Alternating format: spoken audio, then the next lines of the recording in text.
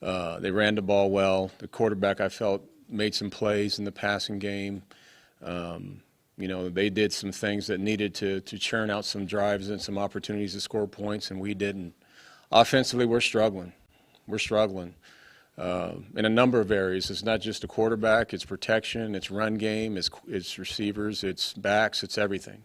So, it's one of those things where we're going to have to wipe the slate clean and start all over and try to figure out how to do some semblance of offense and how to get some things back going for us specifically to play better on defense. But, I do take my hat off to P.J. Fleck and his team. They came in here and had a great game plan.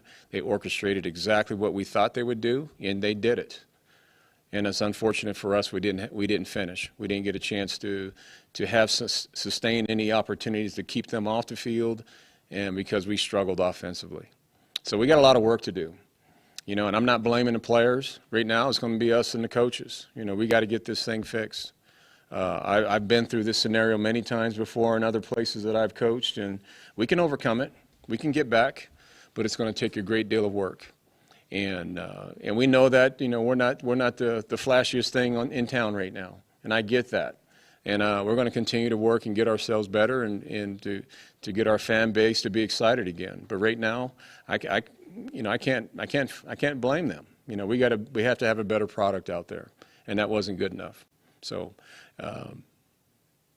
that being said, I guess I'll open up for questions.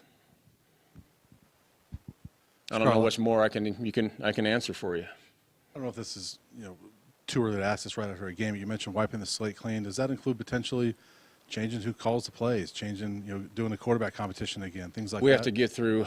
I think we got to get through the tape and see a lot of things, and I think I have to, as a head coach, I have to look at everything. I really do. So it is one of those points in the season, given that performance, that we really have to reevaluate everything. You mentioned it's a lot of things on offense. With Brendan specifically, is there one thing that seems to be the issue? Is he having a hard time reading the field out there? He's having a hard time. I got to watch it and see it and talk to him and see what he's seeing and tell me what he's seeing and all that stuff, but he's struggling out there. And we got to be better in coaching him and getting him prepared, and we have to do a number of things better. That's what I mean in my opening statement. We got to start all over. We got to figure out what we can do well. It's really at that point now. You ran over, around, and through teams last year. How much has the lack of a definite passing threat affected your running game? There's probably some. I would say there's probably some issue to that, yeah, but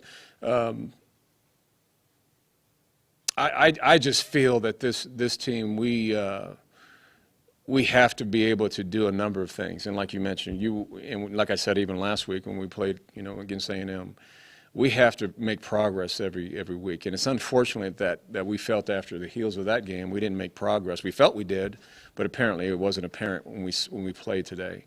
We have to really go back and turn every stone over and figure out what we can do to get a first down, to get some positive, efficient things offensively. So, yes, I'm going to have to be more involved with figuring all those things out with the offensive coaches and trying to put up our best lineup and our best people and assess the situation and with the way I need to. But right now, it's off the heels of the game. There's a lot for me to think about. And there's a lot to fix, obviously.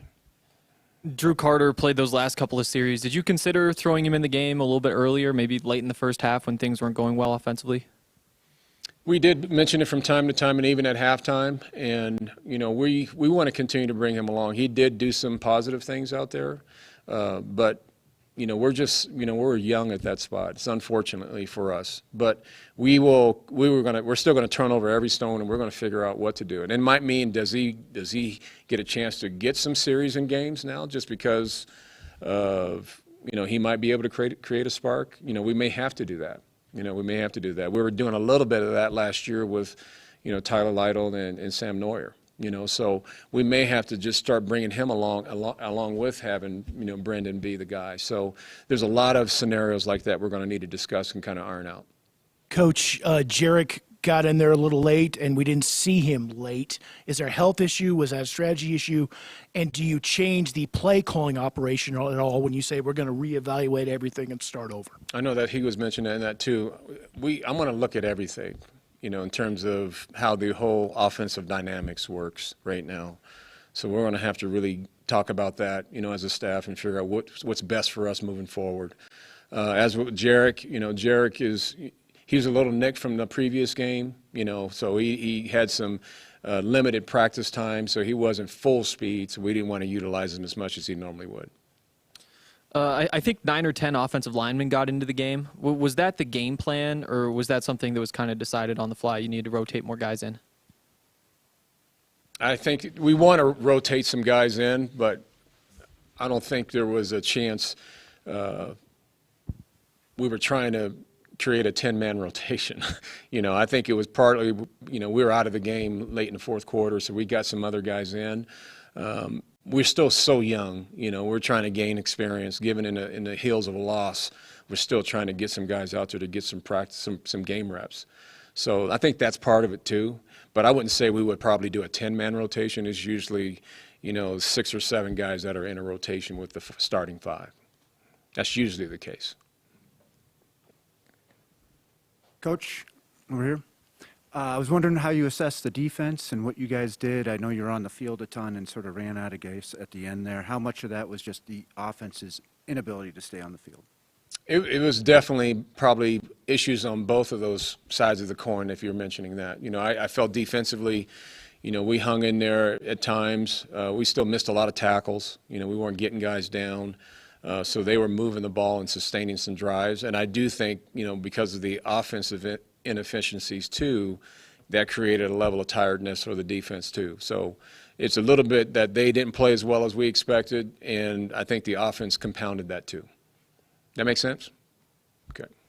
Karl, based on what you saw during August camp, things like that, are you surprised that the offense is struggling like this? Yes. Now, and I know you guys have something to report, but we're going to work on fixing these things. It's not game 10 of the year. It's game 3. We got, some games ahead of us. There's a lot of games. There's 9 games left on our schedule. And we're going to dig in and get ourselves ready to play better football for the Pac-12 schedule. I've been on teams like this as a player. Matter of fact, 0-3-1 in 1983, and we ended up winning the conference. So there's always hope. I'm not going to paint a picture of, there's no chance for anything, because I've lived it. There are chances. We got to get to work though. I think right now there's a sense of urgency that needs to be done as the coaching staff and players about really looking ourselves in the mirror and and say that we need to get these things done right for us to be the caliber of team we need to be. So we had that discussion prior to me coming up here. I think the players are all on board. They understand that that was a very bad performance, but hopefully we get a chance to wake up tomorrow morning with another chance to get it fixed. And that's what we're leaning on doing right now. Thanks, Coach. All right. Appreciate Thank it.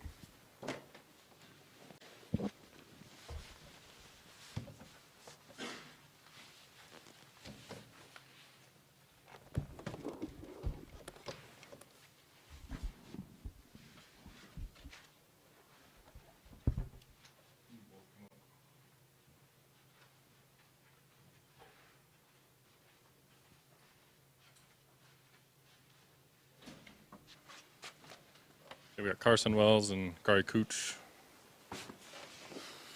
Questions? I guess for both of you guys, even with the loss last week, there was a lot of optimism coming out of the locker room. What's the feeling now? Is that optimism gone, or kind of what's the mood in the locker room after a performance like that? You just got to look yourself in the mirror as a man and just see you got out physical. Come back tomorrow with a better mindset and get ready to work again. Yeah, I would just say it's individually, everyone just has to grow up, handle business next week. Karl, from your vantage point up front, what seem to be the issues that were plaguing you guys offensively today? Us as an O-line didn't perform as well as we should have. They didn't bring anything new at us. I don't think they brought a lot of pressures. So just on us performing better is what should happen.